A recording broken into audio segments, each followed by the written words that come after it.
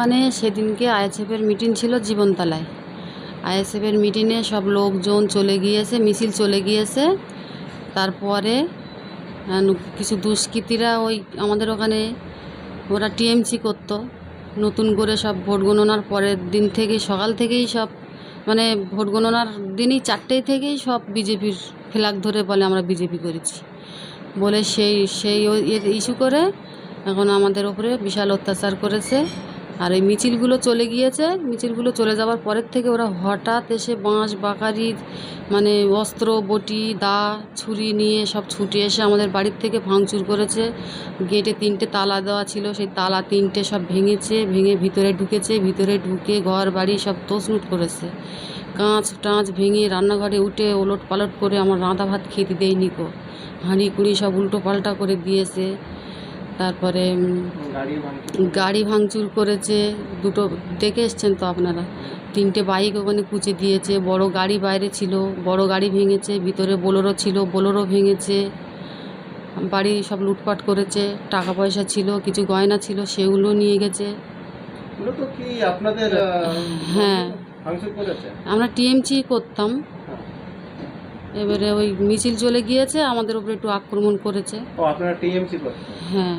আচ্ছা, টিএমসি করার অপরাধে আপনাদের বাড়ি ভাঙচুর হয়েছে? হ্যাঁ, এবারে মিছিল চলে গিয়েছে আর ওই অবস্থা করেছে আমাদের। আমরা যে থানায় বার হব, যাব, থানাকে জানাবো আমরা যে একটু ওখানে গিয়ে আশ্রয় নেব, সে অবস্থাও আমাদের ছিল না। আমাদের চরুদিকে গার্ড করে রেখে দিয়েছিল, দা বটি কুরুল নিয়ে সব রেডি ছিল, বাঁশ বাগারি নিয়ে হই হই করতে এড়ে আসতেছে। আমরা লাস্টে গ্রামের ভিতরে ঢুকে গিয়েছি, বাঁচার তাগিতে গ্রামের ভিতরে ঢুকে গিয়ে সব আমরা পালিয়ে এসেছি। আজ কদিন আমরা বাড়ি ছাড়া, বাড়িতে কেউ নেই। থানায় কি অভিযোগ জানিয়েছে? হ্যাঁ, থানায় অভিযোগ জানানো হয়েছে। আপনারা তাহলে টিএমসি করার অপরাধে আপনাদের বাড়ি ভাঙচুর হয়েছে? হ্যাঁ। কারা করেছে ওটা? ওরাও টিএমসি করতো, ওরা ভিতরে ভিতরে টিএমসি, ভিতরে না, ওরা দর্শকেই টিএমসি ছিল। এবারে যখনই বিজেপি উঠেছে, সরকার হবে বিজেপি, তখনই ওরা বিজেপির ঝান্ডা ধরে বিজেপি বলে প্রচার করছে, বিজেপির ফ্ল্যাগ নিয়ে ঘুরছে, বলে আমরা বিজেপি করেছি। কিন্তু ওখানেকার ওই বুথে 8টা না 7টা বিজেপির ভোট পড়েছে। কখন হামলা করেছে আপনার বাড়ি? রাতের বেলা না দিনের বেলা? দিনের বেলা, রাতেরও হামলা করছিল, ওই জন্য আমরা রাতের বেলায় সব বেরিয়ে এসেছি। রাতেও হামলা করছিল, ইট খোলা পাথর ছুঁড়ে মারছে, আমাদের উপরেও হামলা হয়েছে। বাচ্চা কাচ্চা কাউকে ছাড় দেয়নি। আমরা এখন বাড়ি ছাড়া। এবং আমাদের বাড়ি থেকে যারা ঢুকেছে, যারা আমাদের নষ্টক্ষতি করেছে, কাঁচ টাচ ভেঙেছে, তারাই আবার পাল্টা গিয়ে আমাদের বিরুদ্ধে থানায় নালিশ করে এসছে। এগুলো সব কিছু ভিডিও আছে, আমাদের সিসিটিভি ফুটেজ আছে, সব কিছু আমরা ভিডিও রেখেছি।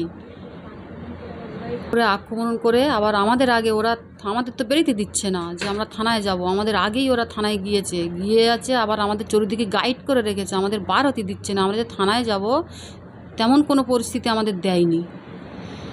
ওরাই গিয়ে উল্টে পাল্টা আমাদের নামে সব কেস কাচারি করে এসছে। আমরা এখন বাড়িতে দাঁড়াতে পারছি না, বাল বাচ্চা নিয়ে বাইরে পড়ে আছি, বাড়িতে ঢুকতে পারছি না।